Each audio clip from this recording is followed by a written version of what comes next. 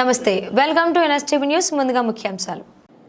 మంచిర్యాల జిల్లా Tandur circle police ఆధ్వర్యంలో anti drug awareness kabaddi tournament పోటీలను మంచిర్యాల జిల్లా డీసీపీ భాస్కర్, బెల్లంపల్లి ఏసీపీ రవికుమార్లు ప్రారంభించారు.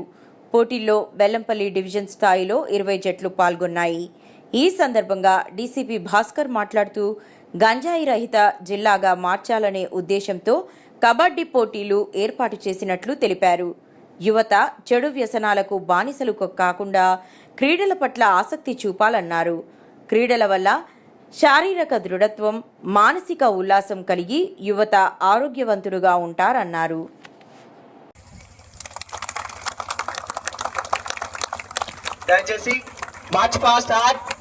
అదేవిధంగా మందమారి బి టీం వారికి కూడా కబడ్డీ క్రీడాకారులందరికీ కూడా స్వాగతం, సుస్వాగతం. ఇలాంటి మత్తు గుట్కా లాంటి ఒక శత్రువుని బయటికి పడదోనే ఉద్దేశంగా సినారియోలో గంజాయి అనేది చిన్న చిన్న విలేజ్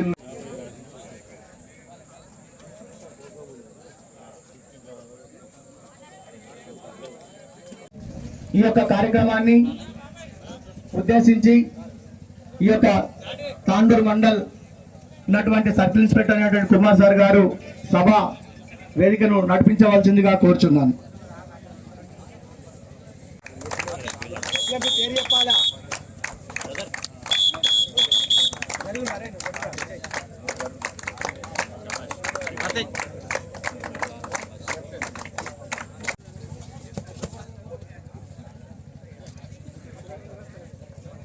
ఈ కబడ్డీ టోర్నమెంట్ తాండూరు పోలీసు వారి ఆధ్వర్యంలో బెల్లంపల్లి డివిజన్ స్థాయి కబడ్డీ పోటీలకు ప్రారంభోత్సవానికి విచ్చేసినటువంటి గౌరవనీయులు Shri A Bhaskar IPS DCP Mancherial sir గారికి, అలాగే నా సబ్ డివిజన్ సిఐస్, తర్వాత ఎస్ఐస్, తర్వాత తాండూరు మరియు చుట్టుపక్కల గ్రామాల ప్రజాప్రతినిధులు, పుర ప్రముఖులు, తర్వాత ఇక్కడ క్రీడాకారులు, కబడ్డీ ప్లేయర్స్, తర్వాత యువకులు, తర్వాత ఈ మీడియా మిత్రులు, ప్రింట్ అండ్ ఎలక్ట్రానిక్ మీడియా మిత్రులు అందరికీ నమస్కారం.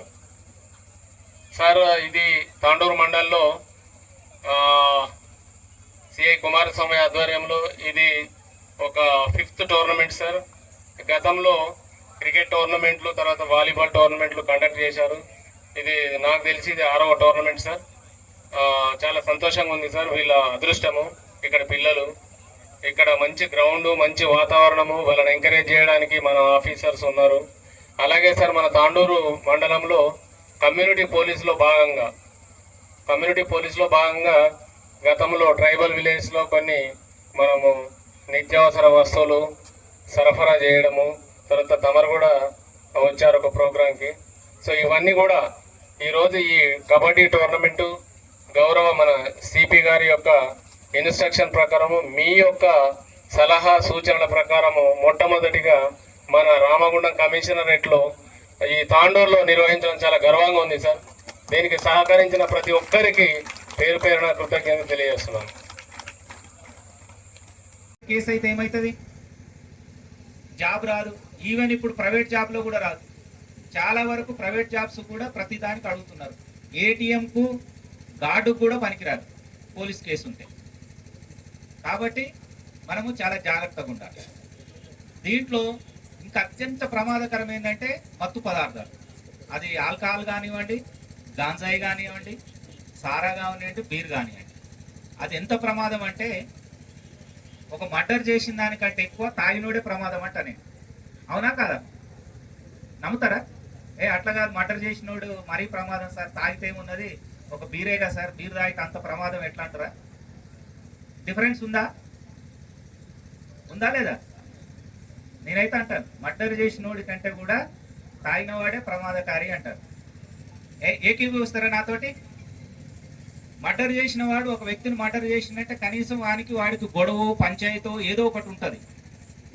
అదే తాగి వైన్ షాప్ ముందట తాగి బండేసుకొని పోతూ ఒక బిడ్డ పెళ్లికి సామాన్ కోసం ఈ తాండూరు జంక్షన్కి వచ్చి ఆనందంగా తాండూరు రోడ్డు క్రాస్ చేసేటోని గుద్ది చంపిండు అనుకో, వాడు ప్రమాదకరా వీడు ప్రమాదకరే? వాడు చంపినోడు అంటే వాడికి భూమి పంచాయతీ ఏదో ఉండి ఉంటుంది, కనీసం ఒక కారణం అని ఉంటుంది. వీడికి ఏ కారణం లేదు. నా దృష్టిలో వీడే ప్రమాదకరం. కాబట్టి మత్తు, మీకు చెప్పే ఉద్దేశం ఏంటంటే మత్తు అంత ప్రమాదం. ఇంకొకటి చెప్తానే, ఒక రాజు ఇప్పుడు ఇట్లనే మనం ఇప్పుడు ఇదే డిబేట్ జరిగిందంట ఒక సభలో. ఏమనంటే ఇప్పుడు మర్డర్ కానీ, అత్యాచారం కానీ, తాగడం కానీ, ఇవన్నీ మన ధర్మశాస్త్రాల ప్రకారము తప్పు. హిందూ ధర్మశాస్త్రం కానివ్వండి, ముస్లిం ధర్మశాస్త్రాలు కానివ్వండి, క్రిస్టియన్ కానివ్వండి, ఇవన్నీ తప్పే. అన్ని మతాల పరంగా చూసినా తప్పే. అయితే ఆ సభలో ఏది పెద్ద తప్పు అనే ఒక పోటీ, అసలు ఏది పెద్ద తప్పు అని రాజు మంత్రిని అడుగుతాడు, శ్రీకృష్ణదేవరాయలు అడుగుతాడు. అప్పుడు తెనాలి రామకృష్ణుడు అనే మంత్రి ఒక పోటీ పెడదాం సార్ అని ఇట్లాంటి గ్రౌండ్లో పిలిపిస్తారు. పిలిపించేసి అందరికి చాటిప్పేస్తారు, నగరంలో ఉన్న, రాజ్యంలో ఉన్న అందరు రండి, ఇక్కడ ఒక పోటీ పెడుతున్నాము, అందులో ఏది పెద్ద తప్పు, ఏది మనిషి చేయకూడని తప్పు అని పోటీ పెడతారు. ఆ టేబుల్లో ఇట్లనే పెట్టేస్తారు. దీని మీద ఒక సైడ్ ఏమో సారాయి బాటిల్ పెడతారు, లిక్కర్ బాటిల్. దాని పక్కన పశు మాంసంతో చేసిన బిర్యానీ పెడతారు. దాని పక్కన ఒక అందమైన అమ్మాయిని పెడతారు. ఆ అందమైన అమ్మాయి సంఖలో చిన్న బాబు ఉంటాడు. దాని పక్కన ధనరాశులు పెడతారు. ధనరాశులు పెట్టి అప్పుడు అనౌన్స్ చేస్తారు. ఏమని చెప్తారంటే అక్కడ లిక్కర్ తాగినా పాపమే. ఎవరైతే ఈ సమాజంలో ఉన్న ధర్మాత్ములు ఉన్న ఈ సమాజంలో వచ్చి ఆ లిక్కర్ తాగైనా ఈ యొక్క గోల్డ్ కాయిన్స్ తీసుకెళ్ళొచ్చు, ఈ ధనరాశులు తీసుకెళ్ళిపోతే వాళ్లకు జీవితాంతము సరిపోనంత ధనరాశి ఉంది బహుమతి. లేక ఆ యొక్క పశువు మాంసంతో చేసిన బిర్యానీ తిన్నా, ఎందుకంటే శాకాహారులు కదా ఆ కాలంలో, కాబట్టి పశు మాంసాహారం తిన్నా కానీ కుల బహిష్కరణ ఉంటుంది, కుల తప్పు ఉంటుంది, మత తప్పు ఉంటుంది. కాబట్టి అది తిన్నా వచ్చి ఆ ధనాన్ని తీసుకెళ్ళొచ్చు, అదొక తప్పు.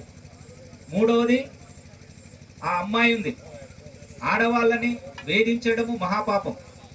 కాబట్టి ఆ అమ్మాయిని వేధించి ఆ అమ్మాయిని అనుభవించిన, ఆ అమ్మాయిని తీసుకొని వెళ్ళిపోయిన, అమ్మాయికి ఇష్టం లేకుండా, నువ్వెవరో తెలియదు కాబట్టి ఇష్టం లేకుండా అమ్మాయిని తీసుకుపోయినా తప్పు, డబ్బులు తీసుకొని పోవచ్చు. అయితే అమ్మాయికి వేధించాలంటే, అమ్మాయిని తీసుకెళ్లాలంటే, అమ్మాయిని అనుభవించాలని నువ్వు అనంటే, అమ్మాయి చేతులు ఎవరున్నారు? కొడుకున్నాడు. కొడుకు ముందట తల్లిని అఘాయిత్యం చేయడం అనేది మహాపాపం. కాబట్టి అప్పుడు ఒక కండిషన్ ఏం పెడతారంటే, ఆ బాబుని అమ్మాయిని నువ్వు అనుభవించాలనుకుంటే, అమ్మాయిని నువ్వు తీసుకెళ్లాలనుకుంటే ఆ బాబుని చంపేసి అమ్మాయిని తీసుకొని వెళ్ళిపోవాలి. ఈ కండిషన్స్ పెడతారు. అప్పుడు అందరు ఆలోచిస్తుంటారు, ఏది చేస్తే బాగుంటుంది, బంగారం నగలు ఆడ కనిపిస్తున్నాయి,